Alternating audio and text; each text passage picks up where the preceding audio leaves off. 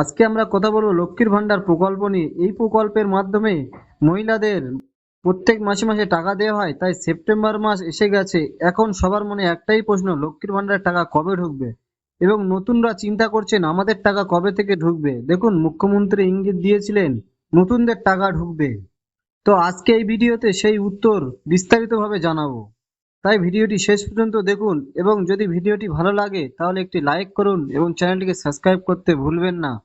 তো চলুন বন্ধুরা, দেখে নেওয়া যাক কি বলা আছে আজকের এই প্রতিবেদনে।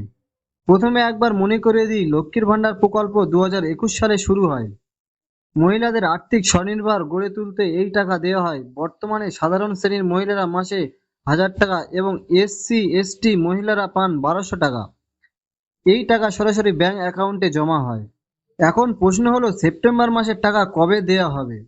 আগস্ট মাসের মতোই এবারও সেপ্টেম্বর মাসের দ্বিতীয় সপ্তাহে থেকে ধাপে ধাপে টাকা ছাড়ার সম্ভাবনা রয়েছে। অর্থাৎ সেপ্টেম্বরের 5 থেকে 7 তারিখের মধ্যে টাকা ঢুকতে শুরু করবে এবং মাসের শেষ সপ্তাহের মধ্যে সুবিধাভোগীর অ্যাকাউন্টে সব টাকা পৌঁছে যাবে।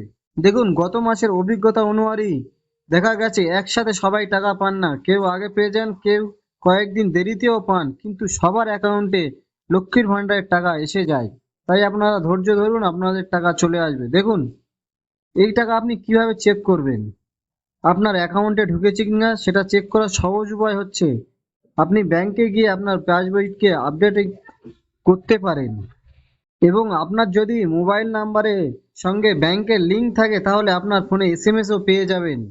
এবং তার সঙ্গে সঙ্গে আপনার ব্যাংকে এসএমএস অ্যালার্ট থাকলে মোবাইলেও টাকা জমার নোটিফিকেশন চলে আসবে। অনেকেরই প্রশ্ন থাকে, আমার তো টাকা আসেনি কেন? এর প্রধান কারণ হলো, কিছু কিছু ক্ষেত্রে আপনাদের টাকা কিছু 3-4 মাস লেট হয়। কারণ হচ্ছে আপনার কেওয়াইসি আপডেট থাকে না এবং ব্যাংক অ্যাকাউন্টে সমস্যা থাকে, যেমন নাম, আধার বা ব্যাংক ডিটেলস মেলে না, তার জন্য আপনার টাকা আসতে লেট হয়।